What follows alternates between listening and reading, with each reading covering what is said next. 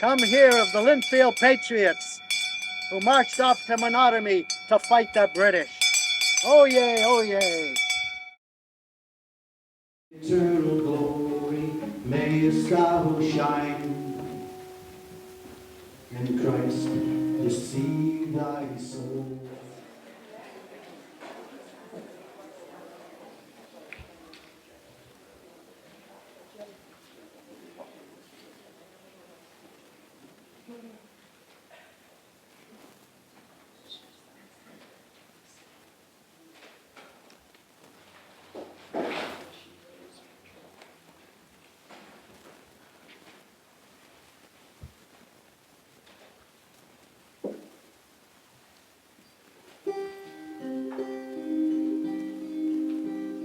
This one night, every night and all, fire and sleet and candlelight, and Christ receive thy soul. Lie valiant Townsend in the peaceful shades we trust, every night and all, immortal honors mingle with thy dust, and Christ receive thy soul. What though thy body struggled in its gore, every night and all, so did thy Savior's body long before, and Christ receive thy soul. As he raised his own by power divine, every night and all, so the same power shall also quicken thine, and in eternal glory may his star shine, and Christ receive thy soul. Christ receive thy soul.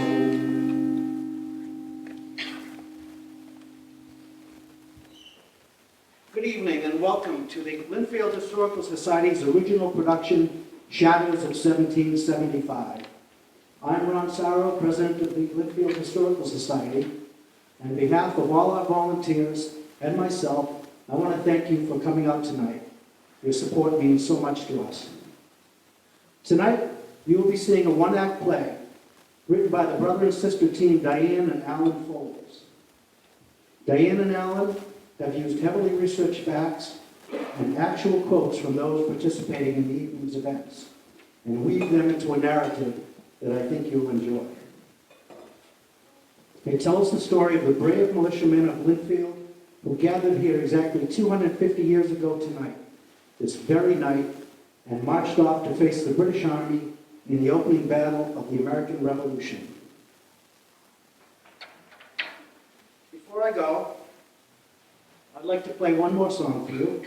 It's a song that the British were said to have played when surrendering their army to Washington's army in Yorktown, ending the last battle of the American Revolution. In the song, the old woman, Goody Bull, is Mother England, and the daughter is the American colonies. The farmer who tries to make the peace between them is former British Prime Minister William Pitt, or Pitt the Elder. He, along with Edmund Burke, spoke and wrote very eloquently in the years leading up to the war in order to avoid it. The song is called "The World Turned Upside Down."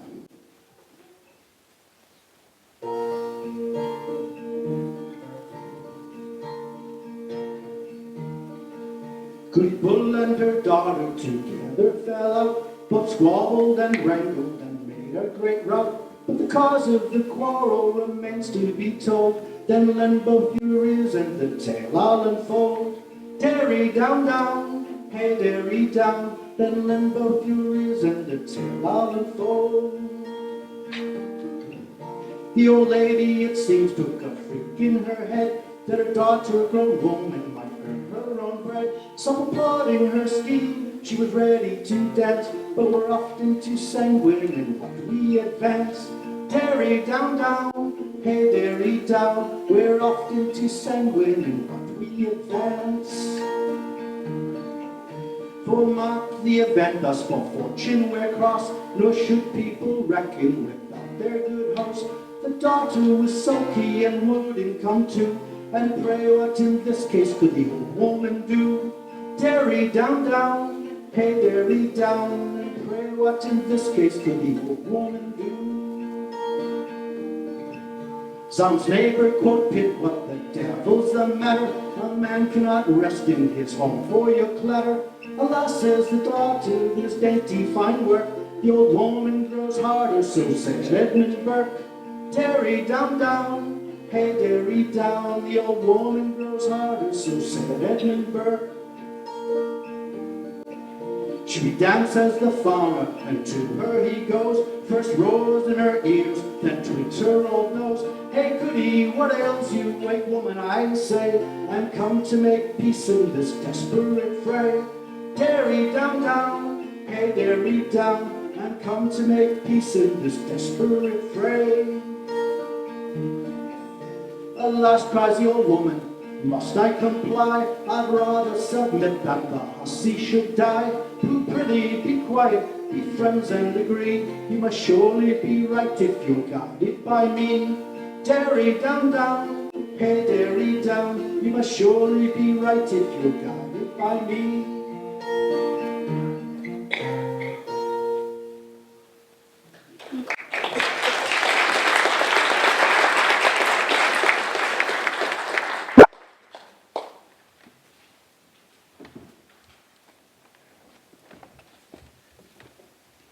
Lynnfield, or Lynn End as it was called in 1775, went to war against the world's most powerful army. In the years leading up to that confrontation, they saw their rights as British subjects erode, so they took action.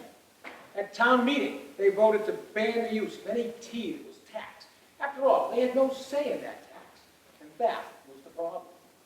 They voted to stand with Boston when its port was closed by the Crown following the Tea Party. They formed a militia company in case they needed to protect their rights more forcefully. Some of its members joined with Lynn's Menotomy, that smaller, younger, faster group that was prepared to march at a minute's notice if necessary. They participated in the Essex County Resolves, resulting in pleas to the Crown for fairer treatment of the colonists. In short, Lynn End, as with all of Massachusetts, was hopeful for a peaceful resolution, but they were also preparing for the worst. Many of the residents who took part in that first day of the Revolution are buried no more than 150 yards from here, just across the corner in the old burial ground. Tonight, though, exactly 250 years since that fateful night, they've returned. They've come to tell us their stories of that day when America truly began. Let's meet them.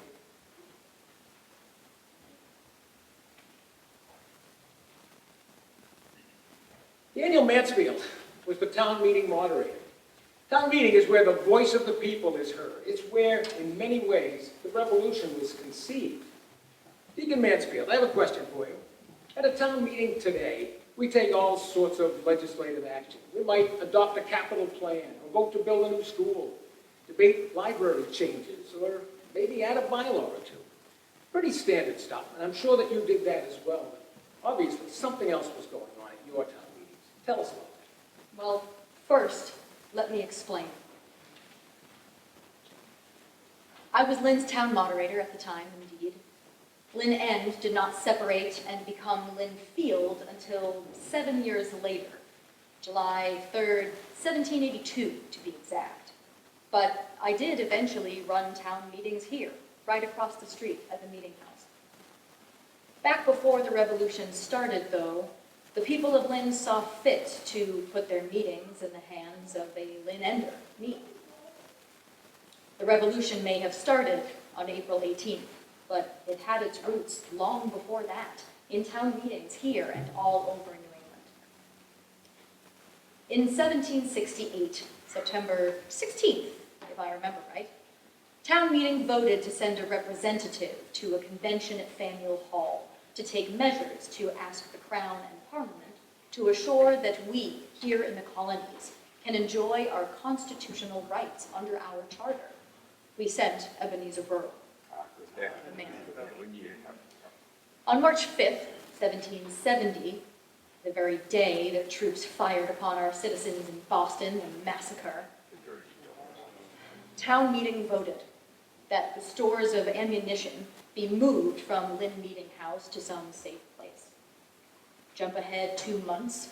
With the tax on tea, we voted to endeavor to discontinue the purchase of foreign tea. Local elected leaders would lose their positions if they did not obey. Business owners would answer to the selectmen if they continued to sell it. On December 16th, 1773, again on an auspicious day, our town meeting took action. We voted to protest the landing of the tea. We resolved that we highly disapprove of imposing a duty on it. We did not yet know what was happening in Boston at the very same time. The Sons of Liberty were dumping tea into Boston Harbor. Huzzah! Now, doubling the tea was quite a rebellious act. I'm sure that galvanized people on both sides of the issue.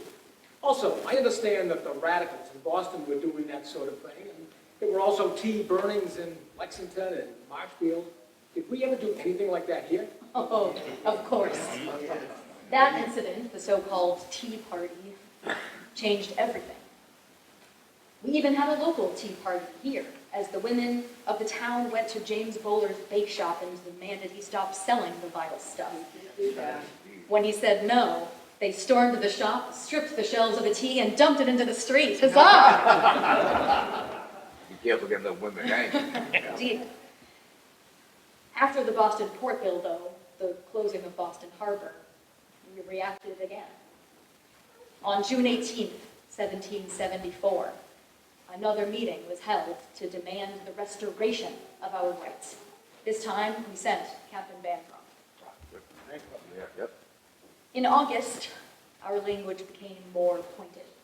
We voted that illegal acts of Parliament did not have to be obeyed. The exact wording of the motion said, "The acts of Parliament were not entitled to disobedience." We were inching closer and closer to the edge. Then, after Massachusetts created a provincial Congress in October 1774, we voted to create our own militia company. The stage was set, the fuse only had to be lit. As I said at the beginning, town meeting is where this movement grew. Discount it at your own peril. So, we formed a militia company. Nathaniel Bancroft was captain. Joseph Gowing was first lieutenant. Captain Bancroft, let's start with you. The North Parish Militia was formed in 1774. Joseph Gowing himself was selected as captain of this new company. Years earlier, I had had interest in military and town affairs, and on February 6, 1767, I was commissioned captain of the Military Company of Foot of Lynn in the Regiment Militia of Essex County. Years later, in the fall of 1774, I joined up with the company and became a lieutenant. Gowing saw fit later to give me back my old rank as captain, and he stood as first lieutenant. Our company numbered 38 men, despite the fact our small village only had about 25 homes. Joseph Gowing, you were the lieutenant. You were also Bancroft's neighbor, and you ran the local tavern. Tell us, what was your role in the militia? In fact, what was your role in the village? As the captain just told you, I was originally named captain of the North Parish Militia, but I gave way to his prior experience shortly after that. I ran a tavern across from what is now Parsons Avenue.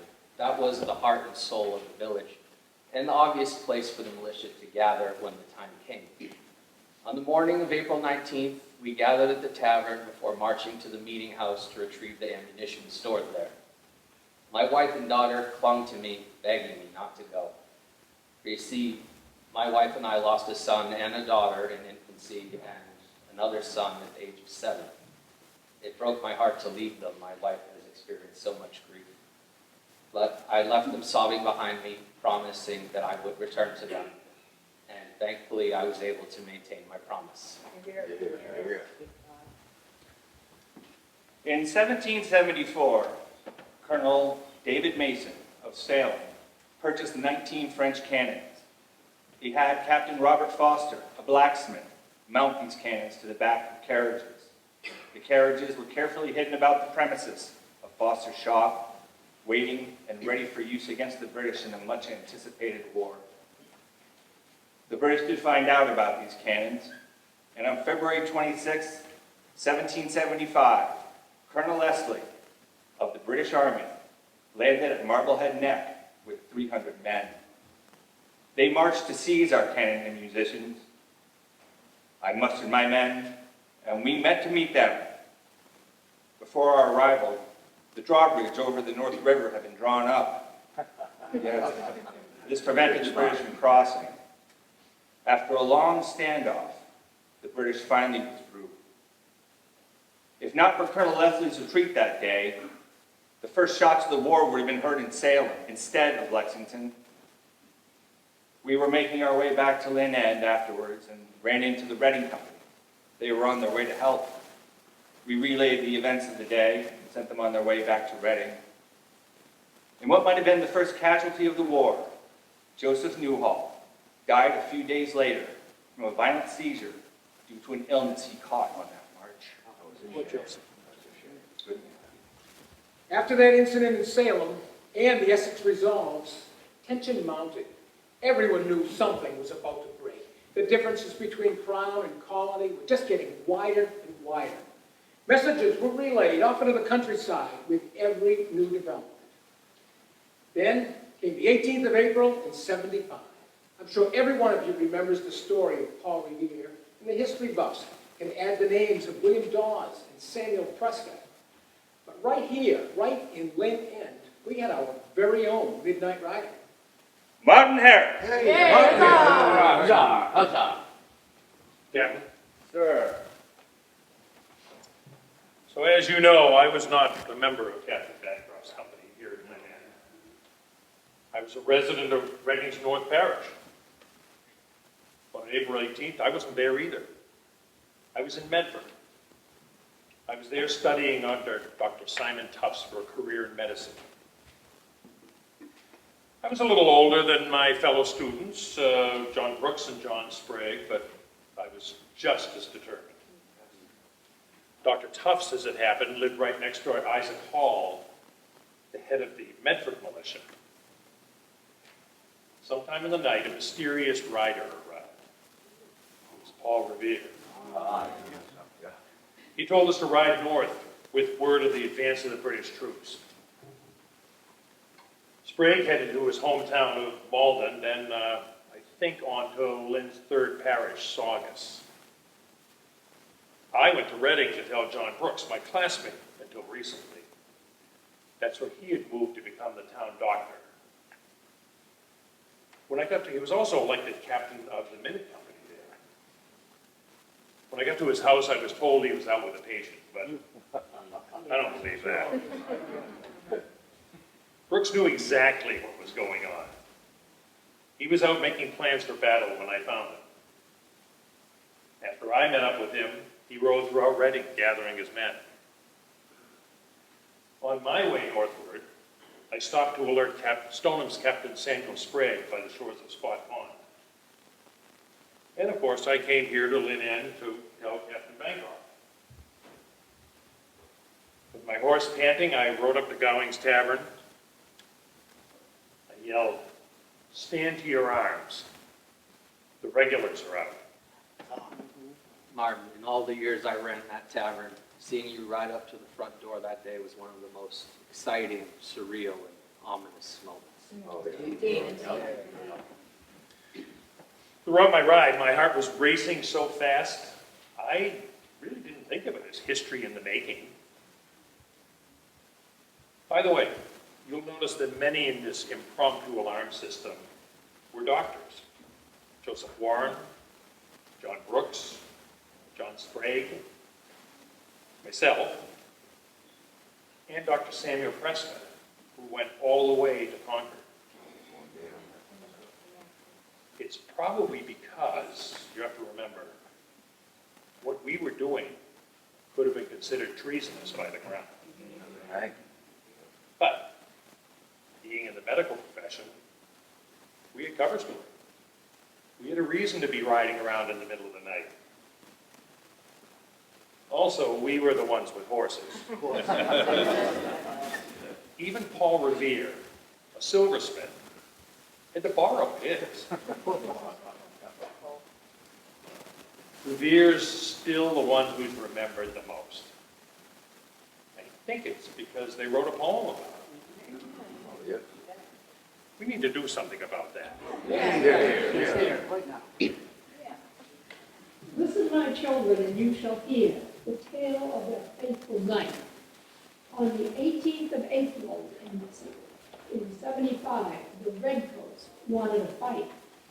Our hero, Martin Herrick, his studies nearly done, as word came down in Medford town, the crisis had begun. Ride, Martin, ride.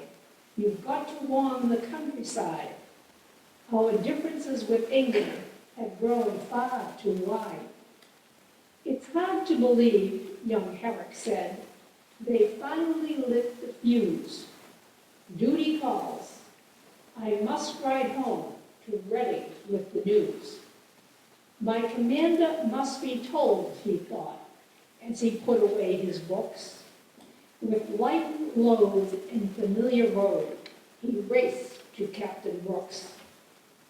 Ride, Martin, ride. You've got to warn the countryside. The regulars are coming, was the message that he cried. The midnight rider's silhouette was seen on Spots Pond shore.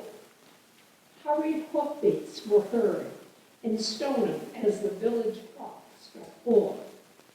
The farmers and the tradesmen, all with muskets in their hand, rallied round to resist the crown and marched to take a stand.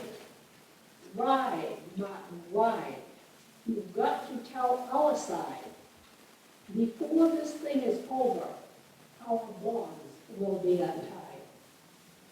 As Herrick rode to his hometown, his journey nearly through, the neighbors who responded had numbered quite a few. But upon arriving, he was told that Dr. Brooks was out. Attend inpatient hotshot, a story some folks doubt. But Herrick found his captain, who sent riders east and west.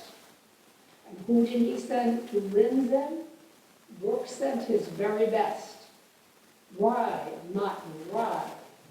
Ride, Martin, ride. You've got to warn the countryside. Martin, ride.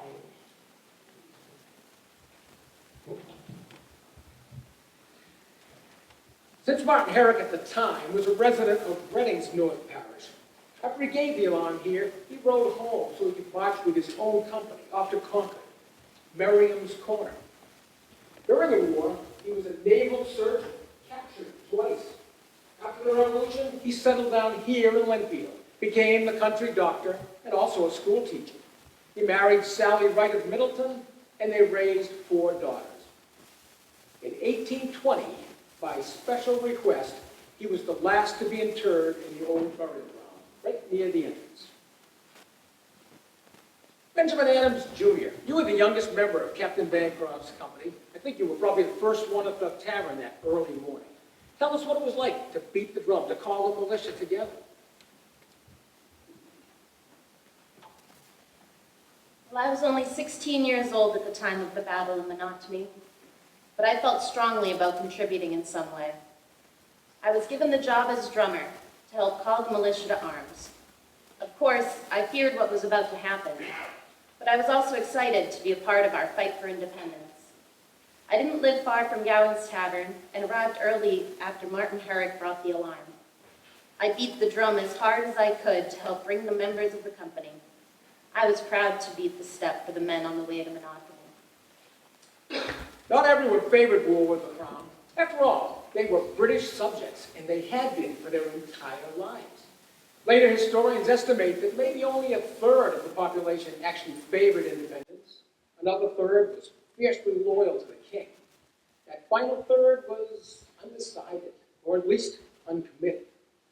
Benjamin, let's hear from your own family. Your father was minister of the church when it met across the street in the meeting house. Reverend Benjamin Adams. I was one of those not in support of the war for independence. That being said, I wasn't a complete loyalist either, so I guess that means I fell into the third category of undecided. I would have preferred that we resolved our differences peacefully. Although I was opposed to the war and I made my feelings known to my family and to my friends and my neighbors, I had much respect for their opinions. I had no intention of standing in their way.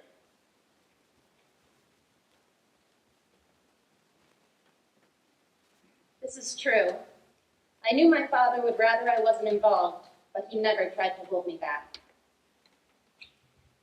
You've heard us talk about Menotomy. In case you don't know where that is, it was a village in West Cambridge. Today it's the town of Arlington. Not too far from here by car, but quite a hike when you're marching. Captain Bancroft, what was the march to Menotomy like? Tensions were high on the march to Menotomy. Some men were in quiet conversation. Most were lost in their own thoughts. We were ready, but we didn't know what to expect. I myself, being one of the older men in the company, had never actually seen warfare. I struck up a conversation with one of my men, Zerubbabel Hart. Hart had seen the previous battle. I asked him if he was afraid to go into this fight. He said no, but beware the flank guard. As we marched on Menotomy, I could see the main force of the British coming down the road, and in the fields on both sides were lined with flankers. Hart's warning struck me in that moment, but it was too late. We were already in the fray with the British soldiers and fighting off the flankers from what seemed like every direction. We lost 3 men that day. I often wonder if things would have been different had I heeded Hart's warning. Timothy Monroe, Daniel Townsend, I think we'd like to hear your stories from that day. Okay, Daniel, we'll start with you.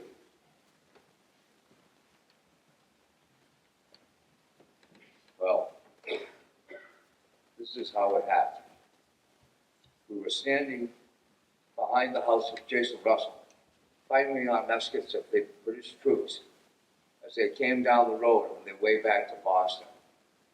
Suddenly, Timothy and I found ourselves totally hemmed in by the flank guard of the army coming down through the fields behind us. We ran into the house looking for shelter. I turned and fired my musket. I shouted out, "There goes another greatcoat down." Yeah. But there was no place to hide in the house. We did not want to be trapped there. Bullets were pouring in the rear windows. In a desperate effort to escape, I dove out the window at the end of the house. And that is the last thing I remember. Now, Timothy Monroe, you've got quite a story to tell. I followed Daniel through the window and ran for my life. I ran a great distance with shots being fired at me. They managed to hit me in my leg, but I was not hit again, despite 12 bullet holes in my clothing and my hat. Even the metal buttons off my waistcoat were all shot. As I ran past the last redcoat, as he stopped to fire at me and missed, he exclaimed, "Damn the Yankee, he is bulletproof. Let him go." Timothy, we understand that there was also mercy and humanity on display on that violent day. You yourself comforted a mortally wounded British soldier. If you're up to it, can you tell us about that? Aye. Despite being injured and having 24 bullet holes through my clothing, I was able to join the others as we scattered in every direction in a running battle chasing the British back to Charlestown. Late on the retreat, I came across a badly wounded British soldier. He begged me to stop and dress his wounds. I stemmed the flow of blood with my handkerchief but the man died in my arms. Before he died, he gave me a silver buckle from his uniform. It was passed on to my family and still may be in their possession today. I finally made my way back to the Jason Russell house to find my friend Daniel shot dead where he fell after jumping through the window. And Thomas Townsend, you had the task of bringing your own brother's body back home.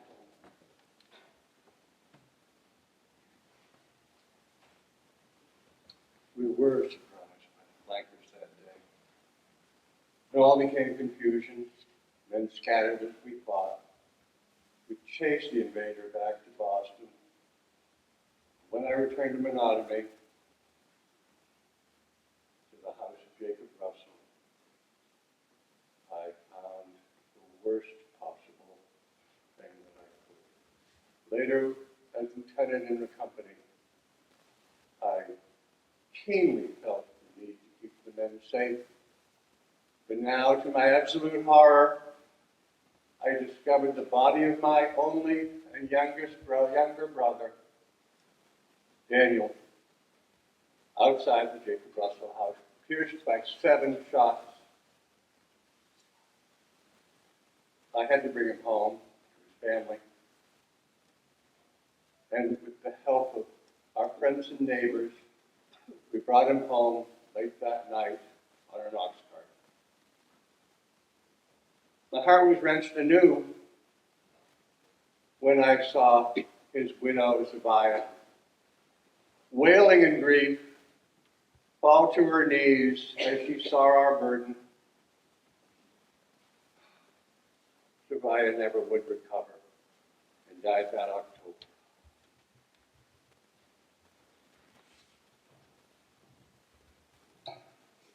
That night, that terrible night, couldn't sleep, I was so sick and worried.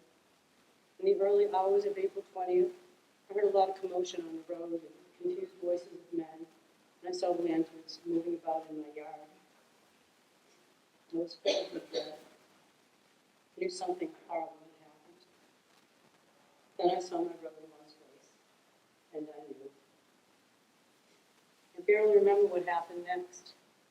I do know that the men laid Daniel's body very gently in the best room of our home. Some of our neighbors remained as a guard of honor, but I didn't know how I was going to go on living without him.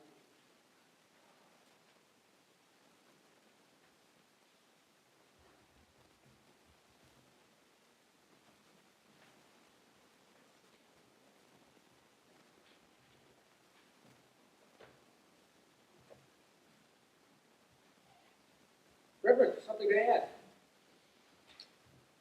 Despite my misgivings about the war, I most certainly presided at the funeral of Daniel Townsend over there in the meeting house. He was my parishioner. I was there for him and his family. His wife, Zabiah, was heartbroken. She never recovered. 6 months later, I presided at her funeral as well. Following the death of Daniel, when he was buried, there was a gravestone erected at that site. And it reads this: sacred to the memory of Mr. Daniel Townsend, who was slain at the Battle of Lexington, April 19, 1775, aged 36. Lie, valiant Townsend, in the peaceful shades we trust. Immortal honors mingle with thy dust. What though thy body struggled in its gore, so did thy Savior's long before. And as he raised his own by power divine, so that same power shall quicken thine, and in eternal glory mayst thou shine.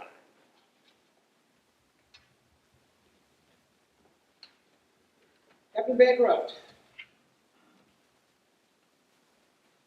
Daniel Townsend was not the only member of your company who was killed that day. No, he wasn't.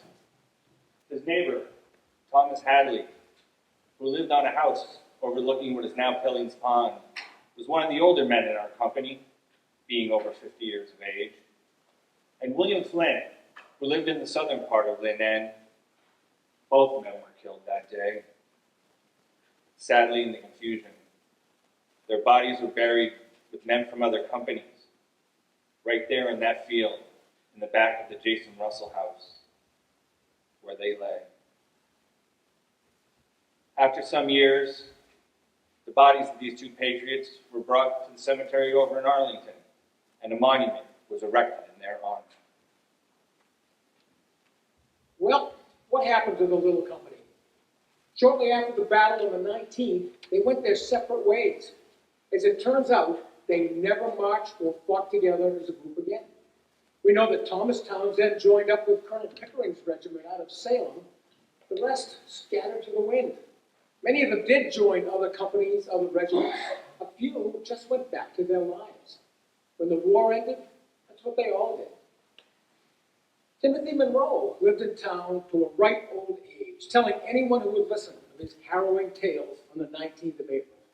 Now, there's no question that he was involved in the fighting. In fact, he was right in the thick of it. He was even wounded. But maybe, just maybe as the years went on, his stories might have changed a bit. Timothy, how many bullet holes did you say were in your coat? About 32, give or take. Incidentally, you can still see his house today. It's right on the banks of the Saugus River on the Wakefield line, down on Salem Street. It's part of a small office park today, but very recognizable. It's a big red colonial farmhouse with the year 1690 painted down the chimney. Daniel Mansfield continued to moderate town meetings for years, first over in Lynn, and then beginning in 1782 when we separated, right here in Lynnfield, right across the street in the meeting house. You can still see his home today as well. In fact, it also has a year painted on the chimney, 1740 in his case. It's in South Lynnfield, also on Salem Street. Joseph Gowing. Mr. Gowing returned to his life as an innkeeper, owner and operator of Gowing's Tavern. As he said, it was the heart and soul of the little community. We lost that important landmark years ago, burned down in a suspicious fire in 1896. Captain Bancroft, Nathaniel Bancroft, the oldest member of his own company. He saw no more action during the Revolution, just that one day. His house survived for years, though. We just lost it 4 months ago. It was ripped down just this past December. It was up on Summer Street, surrounded by the Reedy Meadow Golf Course. You might remember it as the Dianne Foulds house. Farewell, Captain. Yes, sir.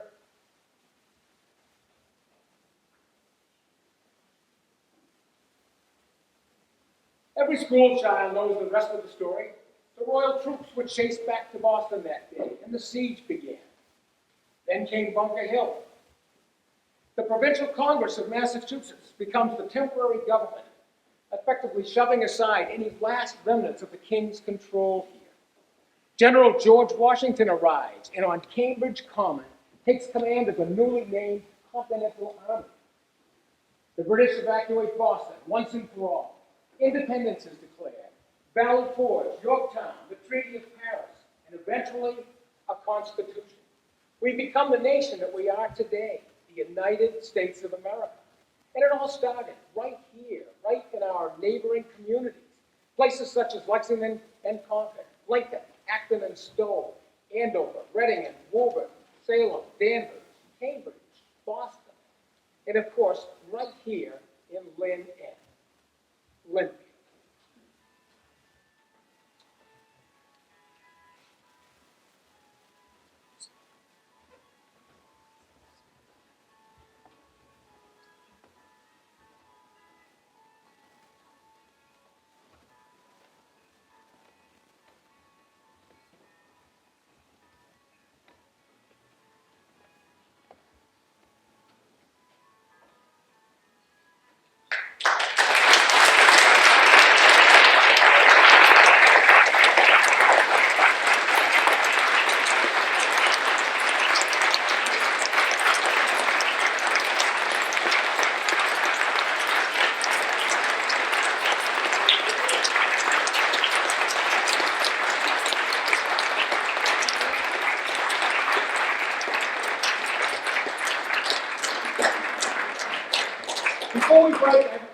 final announcements today. First, a big thank you to the Centre Congregational Church for allowing us to use its historic chapel on Easter weekend.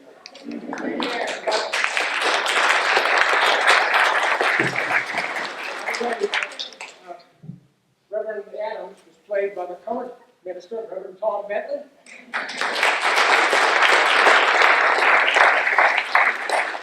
Between Patriots Day and Easter, I just found out today's his birthday.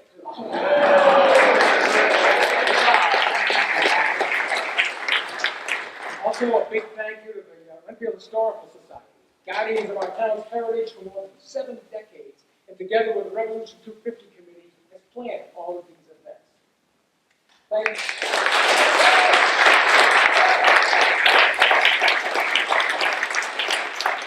Thanks also to our principal playwright, Dianne Foulds.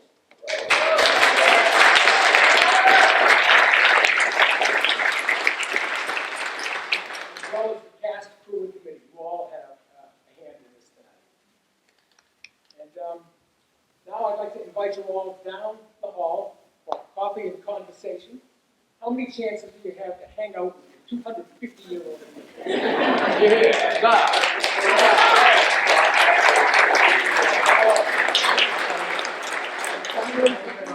Finally, don't forget, tomorrow morning we start again at 11 o'clock with children's events at the library, three-quarter hat making and storytelling. Meanwhile, out on the common, we have the Patriot Gallery, stories of all 38 who marched that day. Keep an eye out for Martin Herrick writing in directly from Paul Revere to tell us that the regulars are out, the militia will be there, and there will be plenty of music. Happy Patriots Day 250.